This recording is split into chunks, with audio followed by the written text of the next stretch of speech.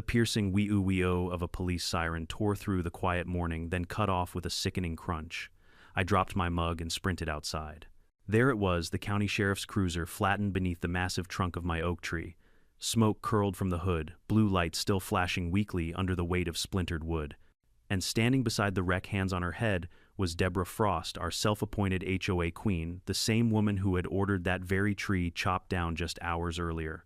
Her pink blazer was streaked with sawdust and disbelief. I didn't have to say a thing. The scene spoke for itself. The universe, it seemed, had a wicked sense of timing.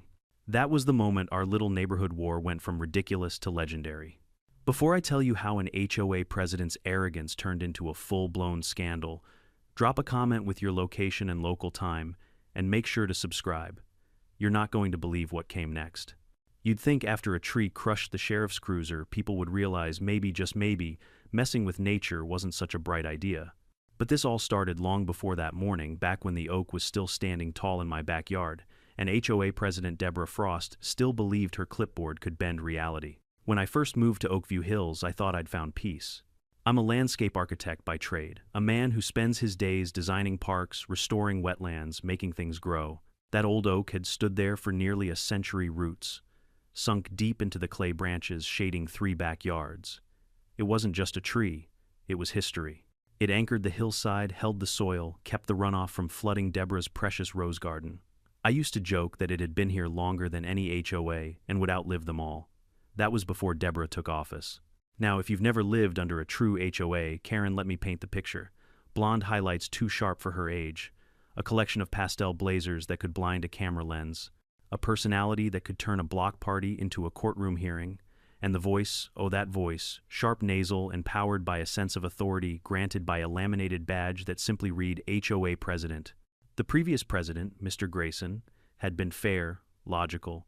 He believed in rules but also in reason. Deborah, on the other hand, believed in control. Within her first month, she banned basketball hoops, flagged mailboxes that didn't match the approved shade of taupe, and sent a written warning to a widow for having a visibly cheerful wind chime. So I wasn't surprised when she eventually found her way to my oak tree. It started one Tuesday morning with a letter taped to my front door, official HOA letterhead, printed in her signature Comic Sans. Violation notice, unapproved vegetation structure. Section 3.4. Tree obstructs uniform sightline from curb and may impact property value. I laughed out loud. Unapproved vegetation structure. I wasn't even mad yet. I thought it was a mistake. I walked across the street, letter in hand, to her pristine lawn where she was watering petunias like she owned the county. Morning, Deborah, I said. Looks like there's been some mix-up. You sent me a violation notice for my oak. She squinted over her sunglasses like I was interrupting royal business. Not a mix-up. That tree breaks the uniform elevation line from the road. We're standardizing the neighborhood's visual symmetry. I blinked. Visual symmetry. It's a 90-year-old oak, not a billboard.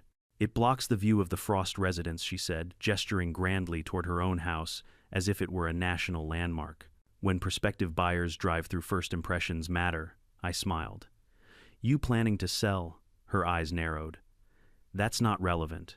What is relevant is compliance. That's when I realized this wasn't about the tree, it was about control. So I did what any rational adult would do when confronted by suburban tyranny. I documented everything. I took photos, called the county arborist, and pulled the original lot survey. That tree was grandfathered in long before the HOA even existed. According to the municipal code, it was protected under environmental conservation. The next day, I delivered a neatly stapled packet to her mailbox, along with a certified letter explaining that the HOA had no jurisdiction over protected vegetation. I even included a highlighted section of the ordinance just to be polite. For a week there was silence. I thought that was the end of it. Then she posted a photo of my backyard on the HOA's Facebook group with the caption, "Unsightly overgrowth threatening property values, let's discuss at the next meeting." Oh, the comments. You'd think I was harboring a swamp monster. Looks dangerous. Probably rotting inside. My allergies act up every time I walk by. Funny thing, I knew at least half those people hadn't been within 20 feet of my fence. But in an HOA, perception is reality. And Deborah knew how to weaponize gossip better than any attorney could weaponize precedent. A few nights later, I saw her outside with a flashlight, pacing near my yard like a detective at a crime scene. I stepped out onto my porch, and called "Need help finding your common sense." She didn't answer, just scribbled something on her clipboard and disappeared into the dark. The following morning, a second notice arrived. Final warning. Failure to comply will result in HOA action. That was the moment I knew this was going to escalate. I installed 2 new security cameras, one aimed at the oak, another covering the side yard. I even added a small sign. "Smile, Deborah. You're on camera. Petty maybe. Effective. Absolutely." But Deborah wasn't the type to be deterred by logic or lens. When you threaten a Karen's illusion of power, she doubles down. 3 days later, I heard the low hum of chainsaws in the distance. Not unusual for the neighborhood until I noticed the sound was too close. I opened my blinds and froze. 2 men in orange safety vests were standing by the base of my tree ropes and saws in hand. And there she was, Deborah Frost herself, hands on hips, barking orders like a foreman. I ran outside. "What the hell do you think you're doing?" The older worker looked uncertain. "Ma'am said it's HOA-approved removal." "Got the form right here." I turned to Deborah. "You can't do this. You don't have the authority." She lifted her clipboard like a sword. "Actually, Ethan Section 5 allows emergency action to remove hazardous vegetation. That tree leans toward my property. It's a risk." "Hazardous," I pointed to the trunk sturdy as a pillar. "You made that up." Her smirk could have curdled milk. "Then sue me." For a moment I considered calling the cops right there. But something in her tone, so smug, so certain, told me I needed evidence stronger than my word against hers. So I hit record on my phone and filmed everything. The workers, clearly uncomfortable, hesitated. "Ma'am, you sure?" "Yes," she snapped. "Cut it. Now." The chainsaws roared. My stomach turned. I could feel every vibration through the soil as they sliced into the bark. Branch by branch, the canopy that had shaded generations crashed to the ground. By the time they finished, it looked like a war zone, splintered limbs, torn roots, and Deborah standing proudly over the carnage like she'd slain a dragon. I walked up beside her, calm, steady, every muscle trembling. "You just broke county law." She laughed, brushing sawdust from her blazer. "No, Ethan. I saved the neighborhood. I didn't yell. I didn't threaten. I just looked her in the eye and said, 'Then I hope you kept the receipt,' because I knew exactly what would happen next." See, that oak's roots weren't just holding up the hill behind my house, they were holding up hers. Without them, the slope would turn into soup after the next storm. And wouldn't you know it, the weather forecast showed heavy rain rolling in by the weekend. So I gathered my evidence, the video, the contractor's info, the date stamps, even her smug little quote, "Then sue me." And that's precisely what I planned to do. But the universe, it decided to act faster. Because just as I was finishing my report that night, thunder rolled across the sky like distant laughter. Rain started tapping on my windows, gentle at first, then heavier. The soil outside began to glisten, softening, shifting. And by dawn, let's just say Deborah Frost was about to learn that when you pull out roots literal or moral, you'd better be ready for the ground to give way beneath you. By Friday morning, the rain hadn't stopped for 12 hours straight. The gutters overflowed, the sky hung low and gray, and the soil behind our houses had turned into something between pudding and quicksand. I didn't sleep much that night. Every time thunder cracked, I could almost hear that empty patch of earth behind Deborah's property, sighing relieved of the roots that once held it steady. Around 7 a.m., I pulled on my raincoat and walked out back with a thermos of coffee. The air smelled like wet clay and sawdust. My oak well, what was left of it, stood like a decapitated giant, its trunk split and hollowed. I crouched near the stump and ran my hand over the rings. 93 years old, according to the arborist's report, Deborah had erased nearly a century in one afternoon of arrogance. The ground underfoot squelched, shifting slightly with every step. That's when I saw it, a hairline crack running down the slope behind her property, stretching toward her patio. Not big yet, but deep enough to whisper trouble. I pulled out my phone, zoomed in, and took several photos time-stamped and geotagged. I knew I'd need them soon. At 9 a.m., my doorbell rang. I opened it to find Sheriff Brad Hanlon standing there, broad-shouldered, rain dripping from the brim of his hat, looking as if someone had dragged him from a golf game. He was the kind of man who always carried the faint smell of cologne and entitlement, a longtime friend of Deborah's late husband, and an occasional guest at her wine nights. "Mornin', Ethan," he said half-friendly. "We got a report of a dispute over property damage." "Yeah," I said flatly. "You might want to talk to your friend across the street. She had my protected oak cut down without permission." Brad rubbed his chin. "She claims it was a safety hazard." I raised an eyebrow. And she's an arborist now. He gave a small shrug, the kind lawmen give when they've already chosen their side. You know how these HOA things go? Hard to tell what's private, what's common. Maybe just let the civil court handle it. I stepped aside, motioning toward my yard. Come take a look before you decide. He followed, squinting through the rain. When he saw the stump and the gash in the hillside, his face tightened. That's quite a tree. Was I corrected? And now that slope's unstable. That tree's roots were holding up the whole ridge. She's about one storm away from owning a mudslide. He frowned. You threatening her, Ethan, I almost laughed. No, nature is. He didn't like that answer. He took a few photos with his phone, muttered something about paperwork, and promised to mediate. Then he trudged off toward Deborah's house, where she was already waiting on her porch under a giant floral umbrella. I stayed just long enough to hear her voice rise above the storm. He's making it up, Brad. The man's obsessed. He's filming me all the time. She wasn't wrong about that last part, but I had my reasons. After they left, I spent the rest of the day organizing my evidence. Video clips, photos, recorded audio. I even printed the city's environmental protection code highlighted in neon yellow. I wasn't letting this one slide. That night, I emailed the county environmental officer, Mark Dawson, including every file I had. Within an hour, he responded, "Thank you, Mr. Cole. This appears to be a violation of Section 8 to 213. I'll schedule a site inspection tomorrow morning." Finally, someone with sense. But Deborah wasn't done, not by a long shot. At 11 p.m., I noticed headlights flicker through my curtains. Peeking outside, I saw her pacing in the rain phone pressed to her ear, umbrella forgotten. I couldn't hear the words, but her gestures were frantic. She pointed toward my yard, toward the stump, toward the slope. The rain came harder. At midnight, thunder rolled again, and something in the distance cracked. Loud, heavy. I grabbed my flashlight and stepped outside. Down by the bottom of the hill, I saw at the edge of Deborah's retaining wall had split open like a cracked tooth. Chunks of stone lay scattered in the mud. Water trickled from the gap, carrying clumps of soil and roots downhill. By morning, the crack had widened. Her backyard patio tilted slightly toward my fence, one corner sinking into the softened ground. And there, sitting proudly in the middle of it all, was the sheriff's cruiser parked exactly where it shouldn't be. I found out later Brad had come early that morning to check on things parked right beside the stump and decided to wait for the county inspector. The irony would have been poetic if it wasn't about to get violent. At 8:42 a.m., my security cameras picked up the environmental officer arriving in a white county truck. He stepped out, clipboard in hand, shaking his head at the damage. Deborah was on her patio, hair, frizzing face red. "See," she shouted over the rain. "His tree's roots were rotten. It caused this mess." Mark looked unimpressed. "Ma'am, records show you ordered its removal." "I did no such thing," she snapped.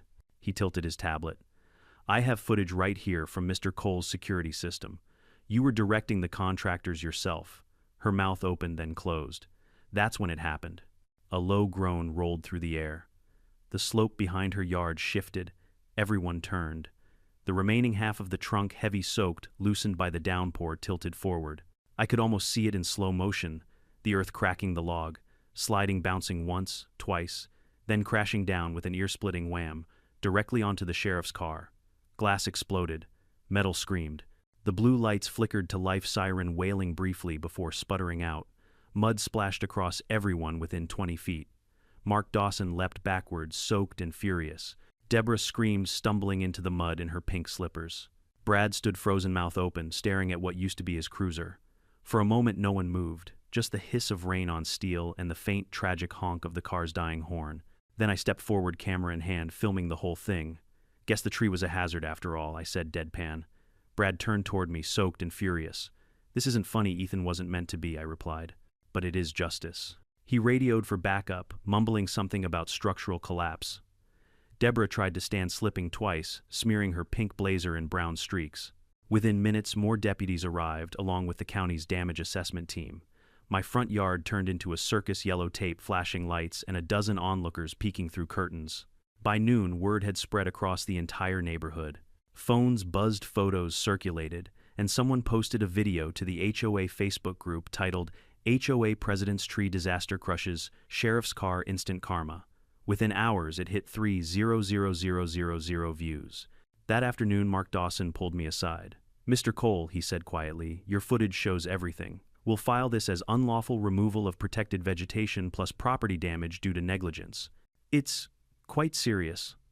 "Serious enough for charges?" I asked. He nodded.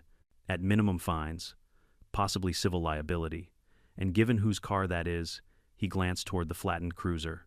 Someone's going to have to explain that to the county. Deborah overheard her expression collapsing faster than her hillside. Wait, Mark, I didn't know. The contractors, they're cooperating, he interrupted. They said you gave the order. On video. Her face drained of color. That night, as the rain finally stopped, I sat on my porch with a beer watching the flashing lights fade one by one. The stump stood dark and soaked in the backyard, surrounded by police tape. Somewhere across the street, Deborah's house lights went out. The storm was over, or so I thought. What I didn't know yet was that the aftermath, the investigations, the insurance claims, the public humiliation was going to turn Oakview Hills upside down. Because once a Karen starts falling, she doesn't fall quietly. She takes the whole HOA with her. By sunrise the next day, the story had already grown legs.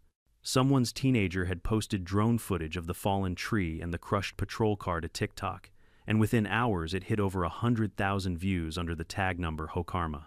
My phone buzzed nonstop with texts from neighbors I hadn't spoken to in years, half of them asking if it was real, the other half sending memes of trees in pink blazers. Meanwhile, the actual sheriff's department wasn't laughing. At 8:30 a.m., a convoy of county vehicles rolled into Oakview Hills, 2 deputies, a county inspector, and one very unhappy Sheriff Brad Hanlon, his cruiser still sitting in a puddle of humiliation glass scattered like confetti. He'd swapped uniforms for rain gear, but even under the slicker he radiated embarrassment. The kind that comes from being the punchline of the week. I stood on my porch, coffee in hand, watching him step through the mud toward me. "Morning, Sheriff," I said, doing my best to sound civil. "Heard you had a rough night." His jaw tightened. "We're conducting an investigation into property damage, Ethan. Don't make it harder than it has to be." "I wouldn't dream of it. You want the footage, or should I send it straight to your insurance company?" He didn't answer that one. Instead, he waved over one of the deputies. "Secure the area. I want photos of everything, the stump, the slope, the patrol unit, everything." Behind him, Deborah Frost emerged from her house wearing what was clearly her version of humble attire, a beige raincoat over yoga pants, hair pinned back, face pale from what I assumed was a long night of damage control. She spotted me instantly. "Ethan, I hope you're happy," she called out, voice trembling. "Your tree destroyed county property." I sipped my coffee. "Funny, I thought your authorization destroyed my tree." "Don't get smart," she hissed. "You'll be hearing from our HOA attorney." "Oh, I already did," I said. "He called this morning to ask if you'd actually lost your mind." Brad stepped between us, holding up a hand. "Enough. This is an active scene. Both of you calm down." He turned to me. "Did you or did you not install that tree illegally?" "Illegally," I raised an eyebrow. "Sheriff, that oak's been there since your grandparents were kids. I've got survey maps from 1931 proving it predates the subdivision." Deborah crossed her arms. "Well, maybe it was diseased. Maybe it was going to fall anyway." The county environmental officer, Mark Dawson, had just arrived, clipboard in one hand, drone controller in the other. He looked up from the slope. "Not diseased. I cut the cross-section myself. Healthy core, no rot. This was an intentional removal." Deborah blinked. "Intentional? What are you implying?" "That you ordered it, ma'am," he said, pulling a still frame from my video onto his tablet. It showed her pointing dramatically toward the tree while the chainsaws buzzed. Her mouth opened and closed like a goldfish in distress. "That's taken out of context." Brad rubbed his temples. "Deborah, you told me last week you had county approval." "I thought I did," she snapped. "The HOA bylaws clearly say—" "HOA bylaws," Mark interrupted, "do not override county environmental law. Section 8 to 213 protects heritage trees over 50 years old. You didn't just break HOA rules, you broke state law." Silence. The kind that eats sound. Even Brad didn't speak for a moment. The deputies stopped taking photos. Rain dripped from the leaves above like an audience holding its breath. Finally, Deborah broke the silence with a nervous laugh. "Well, surely this can be settled quietly." "A misunderstanding, right?" Mark tapped his clipboard. "You'll need to appear before the county review board, and you'll be liable for environmental fines and property restitution. The sheriff's department will file their own report for vehicle damage." She paled. "Vehicle, oh God, Brad, they can't blame me for that." He gave her a look colder than the rain. "That's my car, Deborah. You told me that stump was stable when I parked there." "I didn't know. How could I have known?" "Because I told you," I said calmly. "Yesterday morning. You called me a liar." Brad's eyes flicked between us, realizing finally how deep she'd dragged him. "I'll need statements from both of you." "Of course," I said. "You'll find mine in 1080 PhD with time codes." That earned me a glare, but I didn't care. By noon, the news vans had arrived. A local reporter from Channel 7 climbed out with a cameraman in tow. You could see the excitement in her eyes. Small-town scandal was blood in the water. "Good afternoon, ma'am," she chirped to Deborah, microphone extended. "We understand there's been an incident involving a protected tree and a sheriff's vehicle." Deborah blinked like a deer in headlights. "No comment." The reporter turned to me. "Sir, are you the property owner guilty as charged?" I said, though not as guilty as the person who cut it down. She smiled. "Would you say this is an example of HOA overreach?" "Oh, I'd say it's a case study," I replied. Chapter 1. How to Turn a Neighborhood Rulebook into a Weapon. Within hours, the clip hit the local evening news. My phone blew up again, neighbors sending laughing emojis, colleagues congratulating me for becoming the HOA whistleblower of the year. But beneath the humor, I felt something heavier. Relief, yes, but also anger. Because it shouldn't have taken a smashed patrol car to prove what was obvious from day one: power unchecked always collapses under its own weight. That night, while the storm clouds finally began to break apart, Brad came back alone. No lights, no deputies, just him and the soft crunch of boots on wet gravel. He stopped at the base of my porch. "Ethan, we need to talk." I set down my beer. "About your insurance deductible," he sighed. "Look, I know Deborah went too far, but if you push this publicly, it'll get ugly. Lawsuits, politics, you name it." "Sheriff," I said, evenly ugly, started when she trespassed on my property with chainsaws. "I'm not the one who has to worry about optics." He studied me for a long time, then muttered, "You always were stubborn, and you always were partial to the wrong people." His lips pressed into a thin line. "I'll file my report. But off the record, you didn't hear it from me. Her husband's old construction firm still has county contracts. This could get messy. I'm counting on it," I said. When he left, I walked back to the stump one more time. The moon broke through the clouds, silver light glinting off the splintered wood. It looked almost peaceful now, like the end of a battle, quiet but not forgotten. I could hear frogs starting to sing again in the marsh beyond the hill. The air smelled of renewal but also warning. Because even though the law was finally on my side, I knew Deborah wasn't done. She was too proud, too entitled, too obsessed with appearances to simply vanish in shame. Somewhere inside that mansion of hers, she was already scheming, calling lawyers, crafting narratives, rewriting history. People like her didn't apologize. They strategized. But I had patience. I had proof. And most importantly, I had momentum. By morning, Oakview Hills would no longer be hers to rule. Because when the sheriff's car went down with that tree, it didn't just crush steel and glass. It crushed her credibility. And that, I knew, was only the beginning of her real downfall. The next few days in Oakview Hills felt like the calm between two storms, only this time the weather wasn't the problem. It was gossip. It spread faster than mold on wet drywall. Every neighbor, from the retired dentist on Birch Lane to the stay-at-home yoga influencer 2 doors down, had something to say about the tree incident. By Monday morning, I couldn't even step outside without someone pretending to walk their dog just to get a peek at the crushed patrol car still sitting behind yellow tape. I'd overhear fragments of conversation every time I took the trash out. "Did you see Deborah's face on the news? I heard the sheriff tried to blame Ethan. No way, my cousin works at City Hall. She's toast." And in a rare moment of community unity, everyone agreed on one thing: karma had perfect aim. But karma wasn't done yet. That morning, a county engineering crew arrived to assess the slope. 3 men in reflective vests and mud-caked boots stood near the shattered stump, talking quietly. I wandered over, pretending to check my mailbox. One of them, a gray-haired man with a clipboard, looked up. "You, the homeowner, yeah. What's the verdict?" He sighed. "Not good. Those roots were holding up 40 feet of soil. Without 'em, the whole back embankment's losing structure. The ground's saturated. If it rains again this week, that retaining wall's not going to hold." I glanced up toward Deborah's house, where her picture-perfect patio hung precariously above the crack like a stage built on stilts. "And if it doesn't hold," he grimaced, "let's just say your HOA's going to need more than bylaws to fix it." By noon, the workers had installed measuring rods and sensors along the slope to monitor ground movement. I stood by my fence watching them work when Deborah came marching down her yard, umbrella in hand, face tight with fury. "Excuse me," she barked. "Who authorized this excavation?" The foreman didn't even look up. "County order, ma'am. Safety inspection." "Well, I didn't approve it," she snapped. The man chuckled. "Ma'am, you don't approve the laws of gravity either, but they still apply." I nearly choked, trying not to laugh. She turned her glare on me next. "You think this is funny, Ethan?" "Not at all," I said, raising my phone. "Just documenting the miracle of consequences." Her nostrils flared. "You're harassing me. I'm filming on my own property. But you're welcome to file another false report. Seems to be your hobby." She stormed off, muttering something about defamation. That evening, thunder rumbled again in the distance.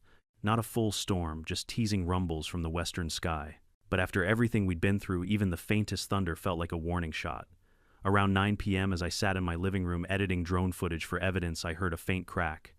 Not thunder this time, something closer, sharper. Then, another.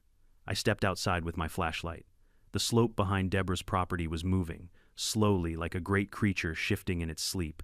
The retaining wall bowed outward concrete, splitting at the seams. And then, without ceremony, it gave up. The wall crumbled in a dull roar, pouring debris and mud down the hill. A wave of brown sludge surged across her backyard, swallowing garden furniture and potted plants. One of her white lawn chairs actually surfed the mudslide for a good 30 feet before vanishing into the mess. I grabbed my camera again, filming every second. Water gushed through the broken slope, carrying soil rocks and shattered patio tiles. Her back deck listed to one side like a sinking ship. And right in the middle of it, all perched at the base of the slope where the cruiser still sat, was Sheriff Hanlon again. I didn't even know he was back, but apparently he'd been monitoring the situation. When I saw him through the sheets of rain standing near the caution tape, my stomach dropped. "Brad, move," I yelled from my porch. He turned just in time to see the second wave of mud break loose. It wasn't huge, but enough to send rocks and tree debris tumbling. One thick slab of trunk bounced down and slammed into the cruiser again. The impact knocked the car another few feet downhill, splattering mud up to the windows. Brad jumped aside, slipping into the muck, shouting curses that would have made a priest blush. From her deck, Deborah screamed, "Do something! Stop it!" as if anyone could stop gravity with a clipboard. The county engineers scrambled to higher ground. The sound of snapping roots echoed across the yard like gunfire. By the time it was over, the cruiser sat half buried, the slope carved open like a wound. I didn't cheer. I just exhaled slowly, heavily.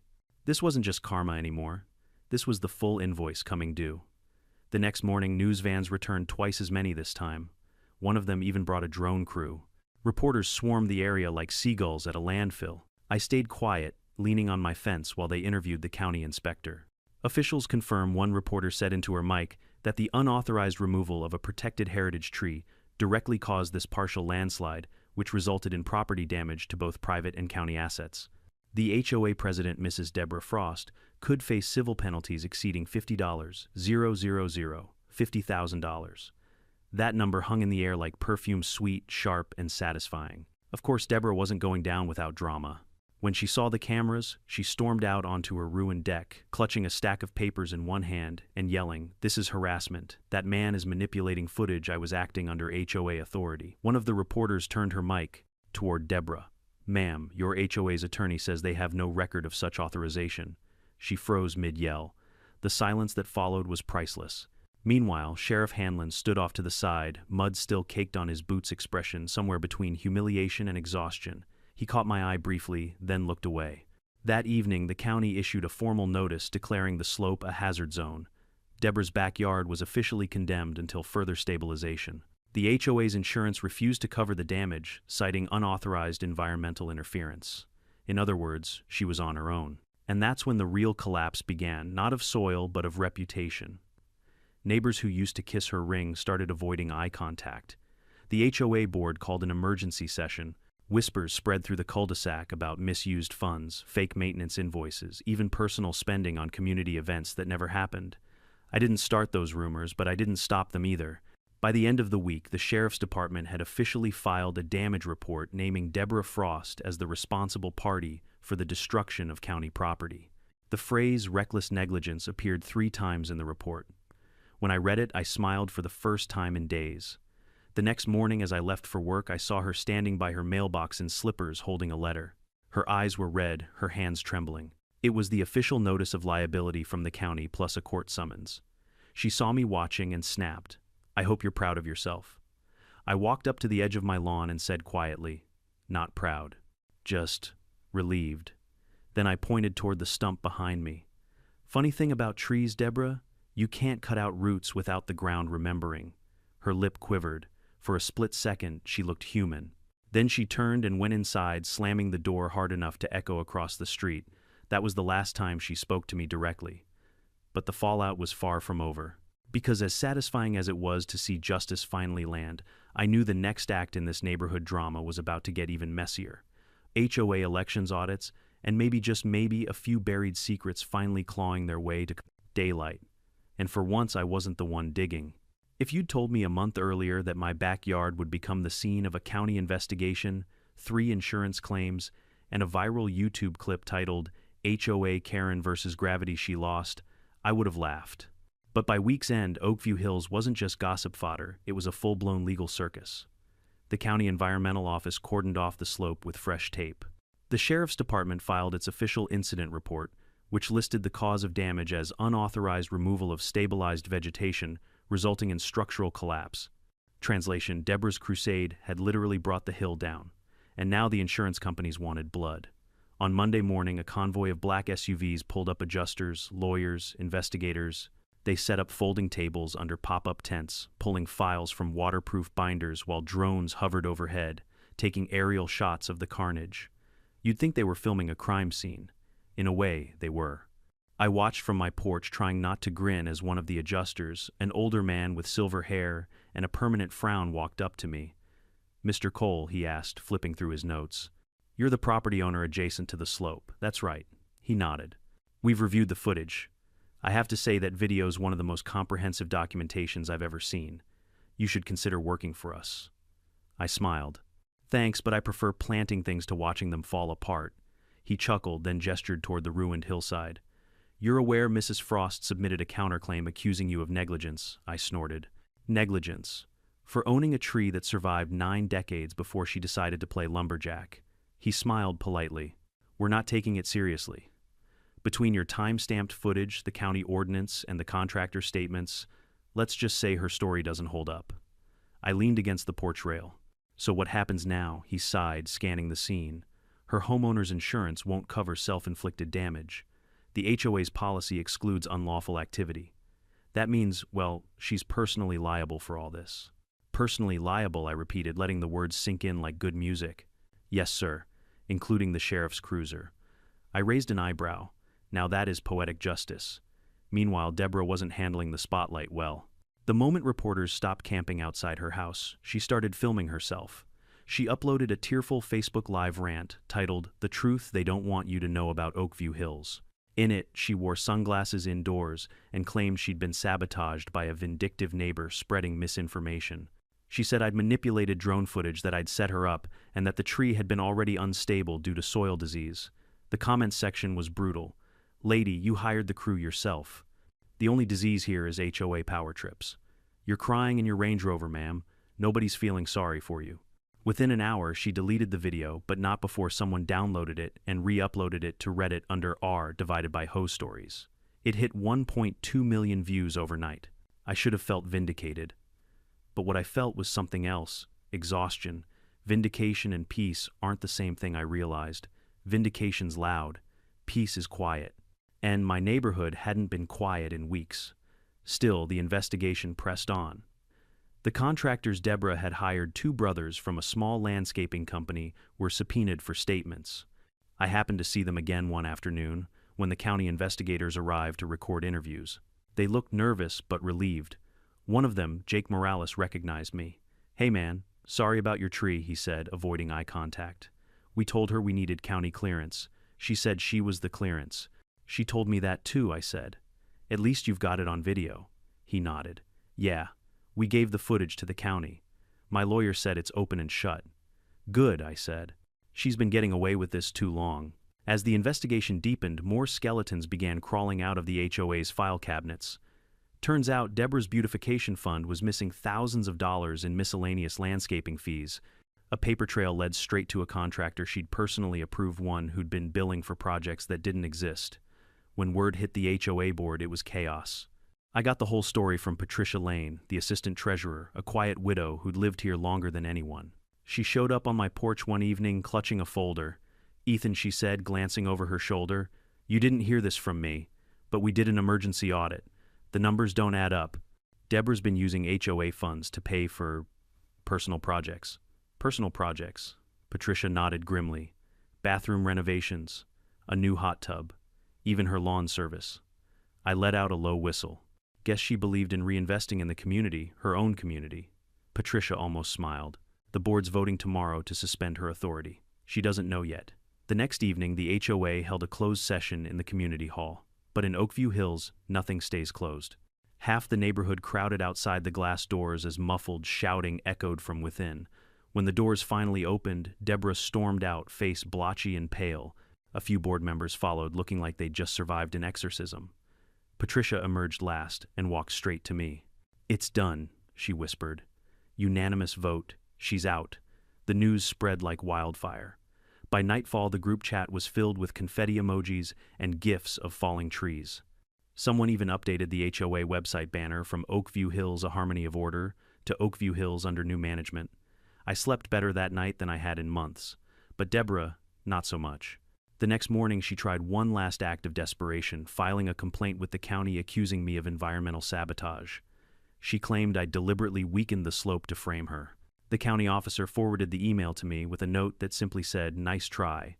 2 days later, a sheriff's deputy, one who wasn't Brad, served her with official notice of civil penalties. The total damages $63,400. That included restoration costs, environmental fines, and vehicle damage. The deputy, apparently a fan of irony, delivered the notice while standing beside the crushed cruiser, still half buried in mud. When the paperwork hit her hands, Deborah went silent. No yelling, no excuses, just a quiet, defeated nod. That afternoon, movers arrived at her house. Not everything went, but the essentials did: boxes, clothes, her dog. By evening, her beloved white Range Rover rolled out of the neighborhood, leaving deep tire marks in the wet asphalt. I stood at my gate and watched her go. For once, she didn't look angry, just hollow. I thought that would be the end of it. But Oakview Hills has a memory like wet cement. Everything that happens here leaves an imprint. A week later, the HOA held a community cleanup event. Neighbors who'd once avoided eye contact now shook my hand.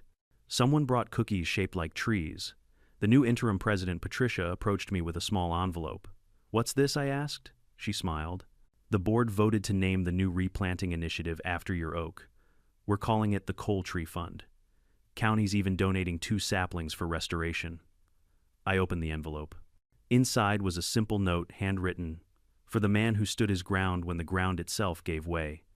For the first time in weeks, I felt something that wasn't bitterness, just quiet satisfaction. And as I looked at the muddy slope where roots once anchored the earth, I realized something. Deborah had built her empire on control, but control isn't the same as stability. Control snaps under pressure. Stability bends and endures. When you tear out the roots, you lose both. I took a deep breath, the smell of wet soil and pine filling the air. For the first time since the chainsaws started, I finally felt at peace. The storm was over. But the lesson, oh, the lesson, had only just begun. I thought the storm had passed, that Deborah's Range Rover vanishing down County Road 47 would mark the quiet end of the saga. But HOA stories never end cleanly, do they? They drag through every legal crack and gossip channel like roots through concrete. A week after her departure, I received a thick envelope from the county courthouse. Inside, a formal notice: civil hearing, Cole v. Frost. Apparently, Deborah had filed a counterclaim accusing me of defamation, emotional distress, and property sabotage. I actually laughed out loud. Property sabotage from the woman who ordered the chainsaws herself. I called my lawyer, Jim Sutton, a no-nonsense guy with silver hair and a permanent smirk who'd handled half the land disputes in our county. "Congratulations," Jim said when I explained. "You've officially reached HOA endgame." "Is that a legal term?" I asked. "It is now." He flipped through the paperwork. "She's bluffing. The evidence you've got, video timestamps, witness statements, kills her claim, but we'll countersue for full restitution and punitive damages. If she wants a fight, we'll give her one in the open." And that's how my quiet suburban feud turned into a courtroom drama. The hearing was set for a Thursday morning at the county courthouse, and the entire neighborhood seemed to know it. Patricia texted me, "Half of Oakview Hills is taking the morning off work." I showed up in my best Navy suit, pressed professional and paired with the calm smile of a man holding irrefutable evidence. Deborah arrived 15 minutes late in a beige trench coat and oversized sunglasses, as if anonymity could save her from notoriety. Her attorney, a young man who looked more terrified than prepared, kept whispering to her like someone trying to reason with a ticking bomb. The judge, Honorable Sarah Whitfield, took one look at the case files and sighed like she'd seen this play out 100 times before. "All right, folks," she said, adjusting her glasses. "Let's see who chopped down what." Jim presented first methodically, elegantly, with the precision of a surgeon. He laid out photos of the oak in its prime, the certified environmental protection documents, and the footage of Deborah ordering the workers to cut it. Then came the aftermath, the collapse, the mudslide, the crushed cruiser, the county fines, the HOA audit. When the video clip of her saying, "Then sue me," played in court, even the stenographer tried not to laugh. Deborah's defense was as thin as her patience. She claimed she'd been misled by contractors, and that Mr. Cole provoked hostility. Her lawyer tried to argue that I'd weaponized social media against her. Judge Whitfield leaned forward. "Ma'am, did you or did you not authorize the removal of the tree?" Deborah hesitated. I might have given verbal direction, but—" "So you did," the judge interrupted. "And you were aware of county regulations. I was under the impression HOA bylaws superseded county code," Deborah said meekly. Jim leaned in. "That's not how laws work, Your Honor." The courtroom chuckled. When it was over, the judge didn't even need time to deliberate. "Mrs. Frost," she said, her tone sharp as a gavel, "you are solely responsible for the unauthorized removal of protected property resulting in environmental and structural damage. You will compensate Mr. Cole in the amount of $8,500 plus legal costs. Furthermore, you are prohibited from contacting him or entering his property for 12 months. The gavel struck. Silence. Then just the faint shuffle of Deborah gathering her papers, her sunglasses hiding nothing. I didn't gloat. I didn't smile. I just nodded politely as she passed, because deep down I knew the worst punishment for a woman like Deborah wasn't the fine. It was public humiliation. Her reputation was gone, and in an HOA reputation is currency. When we stepped out into the sunlight, Jim clapped my shoulder. "You handled that with class. I've seen people go nuclear in these cases. I figured she'd implode without my help," I said. He laughed. "Fair enough. Go plant something, Cole. You've earned it." And that's exactly what I did. 2 weeks later, the county restoration crew arrived with a new oak sapling, 6 feet tall, strong trunk, deep roots wrapped in burlap. I'd used part of the restitution money to have the slope stabilized, reinforced with stone terracing and fresh soil. The crew helped me plant the young oak in the exact spot where its ancestor had stood. When we finished, Patricia and a few neighbors gathered to watch. Someone brought lemonade. Someone else handed me a small plaque. It read, "The Cole Oak. May its roots remind us that truth stands tall." I knelt, pressed the plaque into the soil, and felt something settle in my chest. Closure, maybe. Or peace. Hard to tell the difference sometimes. But Oakview Hills wasn't done cleaning house. A week later, the HOA board held another emergency meeting. Rumors had been swirling since the audit about Deborah's embezzlement, her private maintenance fund, even a mysterious HOA debit card used for office supplies at a luxury salon. I didn't plan to attend, but curiosity won. The meeting hall was packed. Patricia stood at the front beside a projector displaying financial statements. "We have confirmed," she said, voice steady, "that former President Frost redirected approximately $60 0 HOA funds to personal use over the last 2 years. Gasps, murmurs. Someone whispered. "That explains the marble countertops." Patricia continued. "Our attorney has coordinated with county officials. Mrs. Frost will face a separate criminal investigation for misappropriation of community funds." The room broke into quiet applause. In the back row, Richard Frost, Deborah's husband and former HOA treasurer, stood abruptly. His face was pale, jaw clenched. "I didn't know," he said quietly. She handled the accounts." Patricia nodded sympathetically. "We understand, Richard, but the board must move forward." Richard sighed, shoulders slumping. "Then I resign." He left without another word. That night, the community felt different, lighter, like the air had finally cleared after years of secondhand arrogance. I walked home under the glow of the streetlights, passing the young oak standing proud in my yard. The night breeze rustled its leaves, soft, alive, forgiving. The next morning, a sheriff's deputy stopped by. Not Hanlon, he'd quietly resigned too, after internal review found personal bias in case handling. This was Deputy Morrison, a calm, kind-faced man who actually listened. "Just wanted to let you know," he said, "the county finalized your restitution. You'll receive a check within 2 weeks. And good work keeping records. Most folks don't document anything until it's too late." "Thanks," I said. "I learned that the hard way." He smiled. "Seems like half the county learned something from your story." As he left, I looked toward Deborah's old house. It sat dark and empty, for sale signs swaying in the wind. The lawn had gone wild without her obsessive pruning, a perfect metaphor if there ever was one. For months, I'd seen that tree as a symbol of loss. Now it was something else. Proof that Root's truth, patience, and a stubborn refusal to give up run deeper than control or vanity. Sometimes justice doesn't come in sirens or gavels. Sometimes it falls from the sky in the form of a tree trunk landing on the right person's mistakes. That night I poured a glass of bourbon, stood by the window and raised it toward the sapling outside. To the oak that taught me how to stand tall, I said quietly. And for the first time since this nightmare began, I didn't feel anger anymore. Just peace, and maybe the faintest smile at the thought that somewhere out there Deborah Frost was learning what it meant to live without roots. The first morning without HOA, flyers on my door felt almost eerie. For years, Deborah Frost's pink memos had been as reliable as sunrise warnings fines and the occasional passive-aggressive reminder about hedge height. Now silence. Just birds, and the rustle of my newly planted oak swaying gently in the spring wind. It had been 3 months since the court's ruling. The grass had grown thick and green again, and the slope behind my yard looked sturdier than ever. The county's restoration crew had reinforced it with limestone terraces and drainage pipes paid entirely by Deborah's restitution. I couldn't help but admire the irony. The woman who destroyed my tree ended up financing a stronger foundation than I ever could have built myself. Neighbors stopped by often those days not to complain but to chat. It felt strange at first, having people smile when they saw me instead of crossing the street. One afternoon, Patricia Lane and her grandson came over with a small box. Inside was a bronze plaque, polished and simple. Roots run deeper than rules. She smiled shyly. We thought you should be the one to place it. We mounted it on a small stone by the base of the new oak. As the sunset light reflected off the bronze like a quiet promise that peace could in fact return to Oakview Hills. Still, not everyone had found peace. About a month after the planting, I got an unexpected letter in the mail. The return address made me freeze for a second. Frosty P.O., Box 228, County Correctional Division. I took it inside, sat at my kitchen table, and stared at it for a full minute before opening. Inside was a single handwritten page, neat, deliberate, almost too careful. Ethan, I suppose this is the part where you expect an apology. You won. Congratulations. The neighborhood adores you, the county worships your oak, and I'm the villain in every joke.